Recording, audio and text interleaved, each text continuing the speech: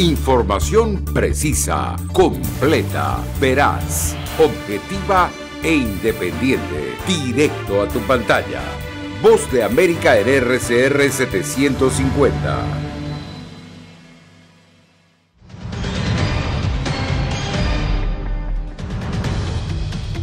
Desesperadamente, miles de afganos intentan abandonar su país ante la consolidación del talibán en el poder.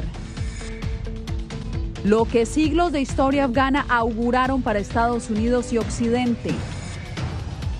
Además, el cuantioso saldo por el terremoto de Haití supera los 1.300 fallecidos. Y un juez ordena al gobierno Biden restituir la política de Trump sobre solicitudes de asilo conocida como permanecer en México.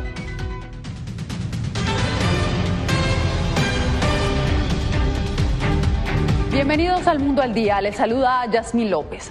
Con la toma de Kabul, Afganistán ya está bajo el control del talibán, mientras Estados Unidos debate las consecuencias del retiro de sus tropas. Tras 20 años de lucha para erradicar la amenaza terrorista, millones de afganos temen que el nuevo poder coarte sus libertades y se despliegue una sangrienta campaña de persecución. Jorge Agobián, ¿qué dijo el presidente Biden? Yasmín, el presidente Joe Biden interrumpió sus vacaciones y regresó a la Casa Blanca este lunes. Desde aquí, hace tan solo minutos, emitió un discurso sobre Afganistán. Dijo que sigue manteniendo su posición, su decisión de retirar las tropas estadounidenses desde Afganistán tras 20 años de conflicto. También dio a conocer cuál es el nuevo enfoque de la política estadounidense hacia Afganistán, manejada ahora por los talibanes. Esto fue lo que dijo.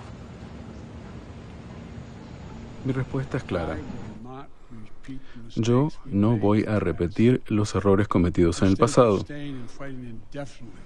en la lucha indefinida, en un conflicto que no es en el interés nacional de Estados Unidos. Y de primera mano entendí lo que era y lo que no era posible en Afganistán. Así que ahora estamos concentrándonos en lo que sí es posible. Vamos a seguir apoyando al pueblo afgano, vamos a liderar con la diplomacia y con nuestra ayuda internacional y también con nuestro avance internacional. El mandatario aseguró que se mantiene las tareas de evacuación de todo el personal diplomático de Estados Unidos y de otras naciones en este momento en Afganistán. Dijo que cualquier intento del talibán de evadir o de atacar a Estados Unidos, a las tropas que se encuentran allí, tendrá una rápida y potente respuesta. Sin embargo, la polémica está servida sobre el presidente Joe Biden, no solo aquí internamente en Estados Unidos, sino a nivel internacional. Caos en el aeropuerto de Kabul, mientras cientos de afganos desesperados buscan salir del país. Al mismo tiempo, las tropas estadounidenses custodian el lugar, en una frenética labor por evacuar al personal diplomático estadounidense y de los países aliados. En Washington, este desenlace incrementó la presión sobre el presidente Joe Biden por haber ordenado en abril la retirada de tropas estadounidenses. En defensa de su decisión, esto dijo el asesor de Seguridad Nacional, Jake Sullivan. ¿Deberían los hombres y mujeres estadounidenses ser puestos en medio de una guerra civil en otro país cuando su propio ejército no luchará para defenderlos? Y la respuesta del presidente a esa pregunta fue no, y por eso mantiene su posición. En parte, la decisión del presidente Biden se basa en los pasos dados previamente por la administración Trump, que en 2020 alcanzó un acuerdo de paz con los insurgentes talibanes, que incluía la salida de Estados Unidos del conflicto. La condición era no permitir la operación de grupos terroristas en ese territorio, incluidos los responsables por el ataque a las Torres Gemelas en 2001. Pero ahora no está claro si esa promesa se mantendrá, y un amplio número de líderes republicanos considera la decisión como errática y responsabilizan a la administración Biden. Es solo cuestión de tiempo hasta que Al-Qaeda resurja en Afganistán y presente una amenaza para Estados Unidos y el mundo occidental. Sullivan consideró que Estados Unidos puede combatir el terrorismo sin tener presencia militar. Y sí, vamos a presionar a los talibanes para que no permitan que Al-Qaeda tenga un refugio seguro allí. Desde Naciones Unidas fueron enfáticos el día de hoy en el Consejo de Seguridad Nacional, diciendo que la mayor preocupación en este momento es la situación humanitaria, teniendo en cuenta el talante violento de los talibanes. Y por otro lado, el presidente Joe Biden, después de su discurso aquí en la Casa Blanca, partió nuevamente a Camp David para continuar con sus días de vacaciones. No respondió a ninguna pregunta de la prensa. Yasmín. Por supuesto, continuaremos informando sobre todo lo que suceda en Afganistán. Jorge, muchas gracias. Mientras el mundo es testigo de la historia que se escribe minuto a minuto en Afganistán, algunos analistas critican la falta de planeación en el retiro de las tropas estadounidenses, aunque no les sorprende el desenlace. Jacopo Luzzi nos trae el análisis. Casi 20 años de guerra, $1 trillón gastados y más de 2.000 soldados estadounidenses fallecidos para ver un desenlace de incertidumbre mundial. Los talibanes en el poder en Afganistán tras la conquista de Kabul, su capital. Un panorama de caos se refleja en parte en las imágenes de la evacuada embajada estadounidense y vuelven a la memoria los viejos reportes de Vietnam. Miles de personas desesperadas y abarrotadas en el aeropuerto de Kabul intentan escapar del país. Según los expertos, la caída de Afganistán en las manos de los talibanes era inevitable y ya pronosticada por las autoridades estadounidenses, pero lo que sorprendió fue su rapidez. Atribuyo eso a la decisión del presidente Biden no solo de retirarse, sino de anunciar que Estados Unidos se retiraba esencialmente de manera unilateral. Lo que sucedió ahora, según Joseph Umire, experto de seguridad global, es que no hubo una planeación en la fase de retiro, aun cuando la salida estadounidense tiene una lógica ante la ausencia de más objetivos estratégicos. Esos requisitos tienen que ver con la habilidad de asegurar, primero, toda la parte que son las instalaciones y las fuentes de seguridad de Estados Unidos, que estaba ahí presente por 20 años. Los talibanes aseguran estar negociando con el gobierno afgano a pesar de la fuga de su presidente. Pero por una parte, los analistas temen que este grupo restablezca una dura ley islámica para reducir las libertades del pueblo, sobre todo de las mujeres y las minorías. Por otra, que el país vuelva a ser un refugio de terroristas como lo fue antes del 11 de septiembre. Jacopo Luzzi, Voz de América, Washington. Una catástrofe mayor que la del 2010 ha generado el terremoto del sábado en Haití. Las autoridades cuentan hasta el momento cerca de 1.300 fallecidos y 5.700 heridos, mientras que los organismos de rescate continúan buscando a cientos de desaparecidos. Alonso Castillo está con nosotros en vivo. Alonso, ¿cuál es la situación en este momento en Haití? ¿Qué tal? ¿Cómo les va? Muy buenas tardes. Los hospitales, Yasmín, están saturados, el dolor crece y la ansiedad se intensifica luego de que la tierra se moviera el fin de semana y afectara primordialmente la zona suroeste de Haití. El primer ministro Ariel Henry hizo un llamado a la unidad nacional y a la solidaridad. El sábado, alrededor de las 8:30 de la mañana, un terremoto de magnitud 7.2 sacudió Haití, dejando un saldo de al menos 1.297 muertos y 5.700 heridos, según los últimos datos proporcionados por las autoridades de protección civil.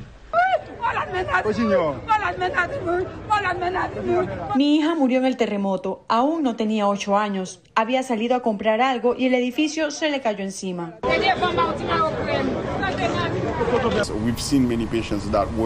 Hemos visto a muchos pacientes con heridas ortopédicas y quirúrgicas. Algunos de ellos tienen que ser trasladados de su localidad a instalaciones más especializadas en Puerto Príncipe. De acuerdo con el Servicio Geológico de Estados Unidos, el epicentro del sismo fue a unos 12 kilómetros de San Luis do Sul y afectó principalmente el suroeste del país. La ciudad de Los Cayos fue una de las más afectadas. Descubrí que el 50% de las casas están destruidas, y no estoy hablando solo de casas que realmente se derrumbaron, sino de algunas que en el estado en el que se encuentran no creo que sean habitables. Puedo decir honestamente que nos enfrentamos a una crisis humanitaria. El movimiento telúrico ocasionó derrumbes y daños estructurales en casas, escuelas, iglesias y hospitales. La devastación se suma a los problemas que enfrenta esta nación en el ámbito económico, político y de salubridad. Las autoridades están preocupadas ya que la tormenta tropical Grace se dirige a Haití y esto podría ocasionar lluvias, deslaves, inundaciones, lo cual complicaría gravemente estas labores de búsqueda y rescate. Por mi parte es todo, yo soy Alonso Castillo, ahora regreso con ustedes al estudio. Muy buenas tardes. Buenas tardes, Alonso, y muchas gracias por el reporte.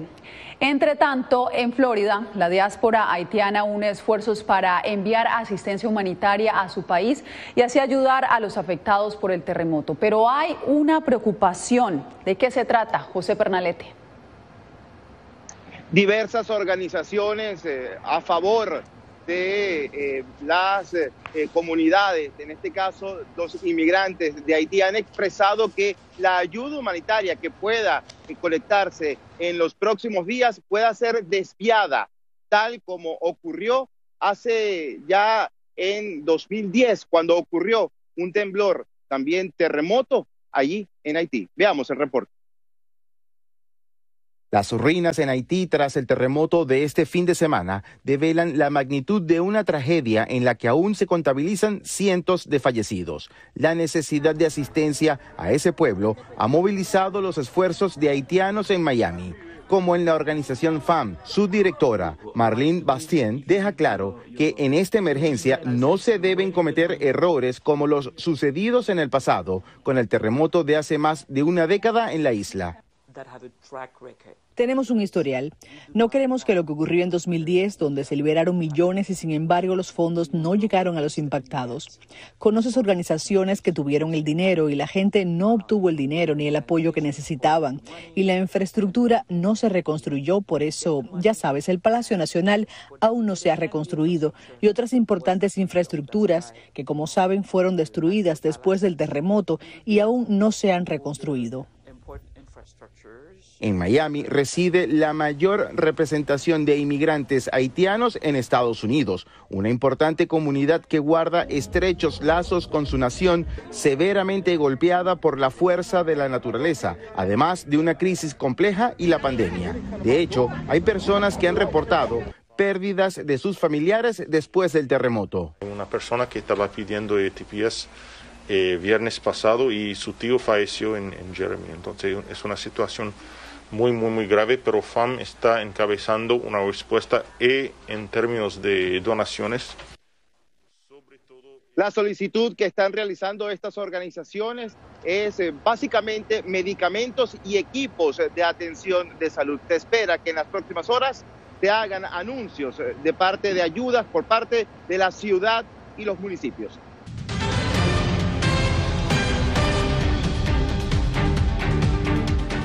Un juez federal de Texas ordenó al gobierno del presidente Biden restituir el programa Permanecer en México, que obliga a los solicitantes de asilo en Estados Unidos a esperar en el vecino país la conclusión de sus casos. Arnaldo Rojas, ¿desde cuándo se comenzará entonces a implementar esta política nuevamente? Parece que tenemos algunos problemas técnicos, pero entonces retomamos la información respecto a las solicitudes de asilo. Vamos a ver el paquete que nos preparó Arnaldo Rojas. Volver a permanecer en México fue la orden de un juez federal de Texas nombrado por el expresidente Donald Trump.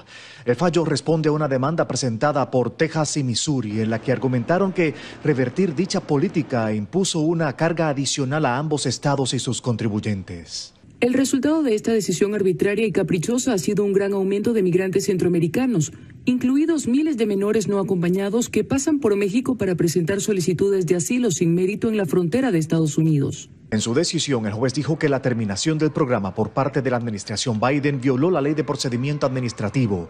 Quienes se oponen a la implementación del programa, que obliga a los solicitantes de asilo a esperar en México mientras su petición es evaluada en las Cortes de Inmigración, en algunos casos hasta 2 años, advierten que el fallo no detendrá el flujo de inmigrantes y vulnera aún más a quienes huyen de condiciones extremas en sus países de origen. Estas medidas de contención de la migración, incluyendo la externalización de fronteras, porque esto es lo que estamos haciendo realmente con programas como Remain in Mexico, lo único que conllevan es a más dolor humano. Al anunciar la cancelación formal del programa en junio pasado, la Casa Blanca reiteró que la iniciativa de la era Trump creó condiciones peligrosas e inhumanas para los migrantes apostados en territorio mexicano. El secretario Mayorkas y el DHS determinaron que el programa tampoco mejora de manera adecuada o sostenible la gestión fronteriza. Se estima que unas 68,000 personas fueron expulsadas a México durante la implementación de esta medida.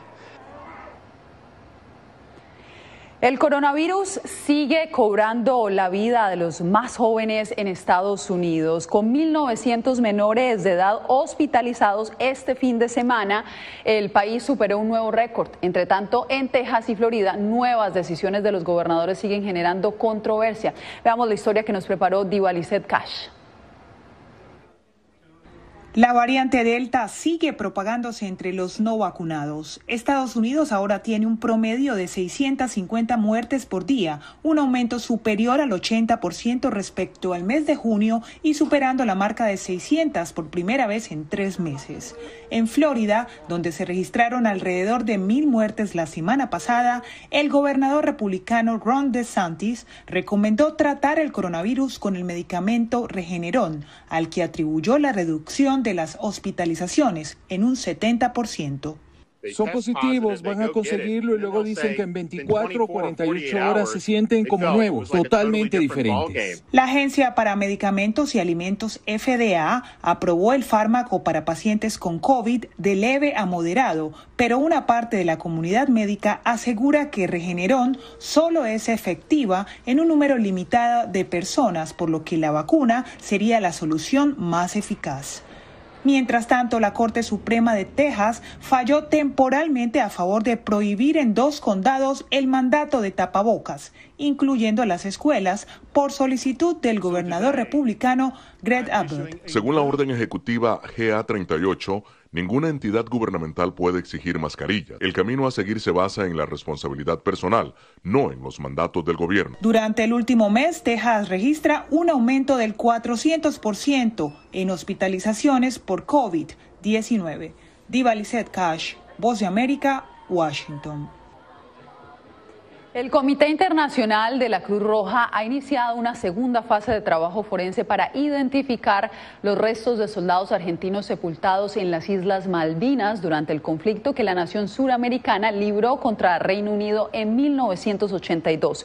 Una primera fase permitió la exhumación de 122 restos y la identificación de 115 soldados.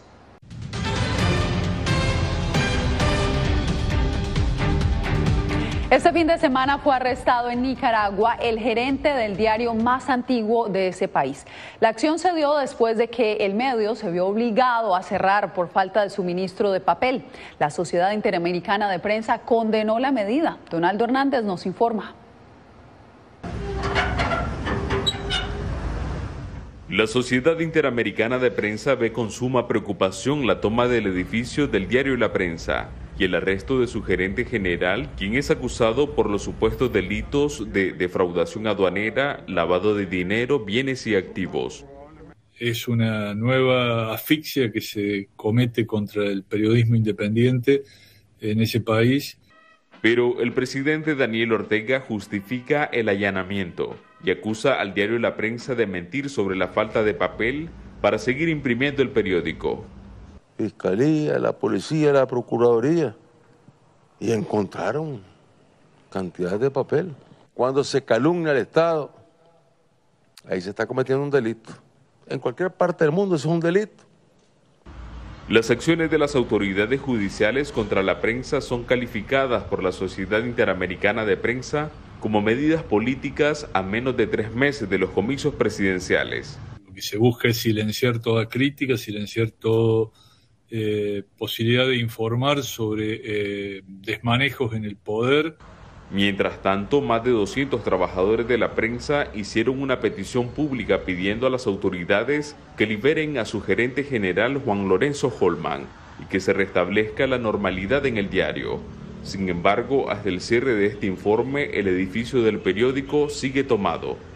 Donaldo Hernández, Voz de América, Managua. En California, cientos de miles de estudiantes regresaron a clases luego de más de un año de clases virtuales. Verónica Villafañe nos dice que las pautas son más estrictas en la ciudad de Los Ángeles, el segundo distrito escolar más grande de Estados Unidos. Antes de poder poner un pie en clase, cientos de miles de estudiantes del Distrito Escolar Unificado de Los Ángeles tuvieron que someterse a pruebas anti-COVID de referencia, algo que ellos y todo el personal escolar deberán hacer semanalmente aunque estén vacunados. Este es uno de varios requisitos impuestos para reducir el riesgo de contagio ante la ola de nuevas infecciones causadas por la variante Delta. Esto es para asegurar que su hijo o hija tenga acceso para entrar en la escuela. Sin esta prueba, no podemos garantizar que su hijo o hija pueda asistir el primer día. Así avisó a los padres la doctora Rosina Franco del Servicio Médico de Estudiantes del Distrito Escolar como parte de una campaña de preparación para regreso a clases. Hacer las pruebas semanales es un proceso masivo y costoso. Se harán 500,000 pruebas por semana a un costo de $350 millones. Y para hacerlas requiere de 1,000 técnicos de salud y 30 trabajadores de laboratorio para analizar las muestras rápidamente. Además de las pruebas semanales y el uso obligatorio de mascarillas, padres deben atestiguar que sus hijos están sanos. A través del sistema Daily Pass o pase diario, los estudiantes reciben un código escaneable para ingresar a la escuela, donde también serán sometidos a chequeos de temperatura. Este padre dice que aunque no son las condiciones ideales, son necesarias. Realmente no me gusta, pero creo que es seguro para todos. Y esta es la única forma en que vamos a superar esta pandemia. Verónica Villafañe, Voz de América, Los Ángeles.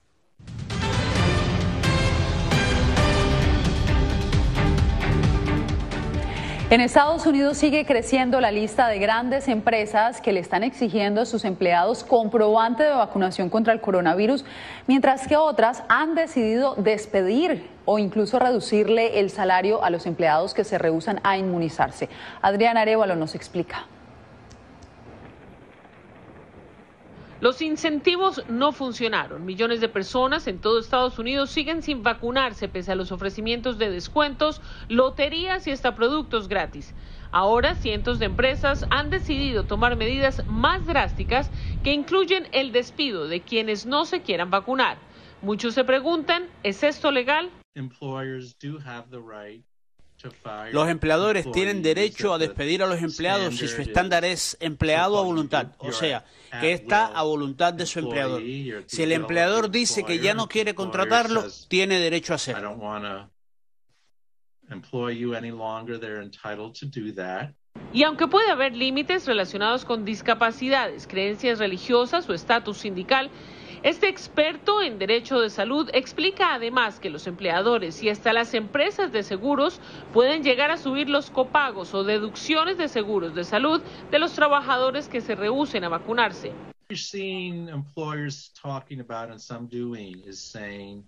Lo que vemos es empleadores hablando de esto y algunos haciendo es decir, si tiene una infección por COVID, eso aumenta nuestro costo de atención médica, porque puede ser hospitalizado y por lo tanto le pediremos que pague más por su seguro médico. La ley permite que se aumente hasta en un 30% el valor total del seguro médico a los empleados que, según las descripciones oficiales, pongan en riesgo la integridad de sus compañeros de trabajo y clientes por una decisión como la de no querer vacunarse. Adriana Arévalo, Voz de América, Las Vegas. Terminó la travesía de uno de los 14 elefantes nómadas que desde marzo del 2020 salieron de su hábitat mientras el mundo entero se preguntaba cuál sería su destino. Tras caminar unos 1.300 kilómetros desde el sur de China, uno de ellos ya llegó a casa en la provincia de Yunnan. Los otros integrantes de la manada se han separado y han sido captados descansando y comiendo mientras son vigilados por unos 25.000 personas entre policías y otro personal que busca garantizar su seguridad. Con esto nos despedimos por hoy.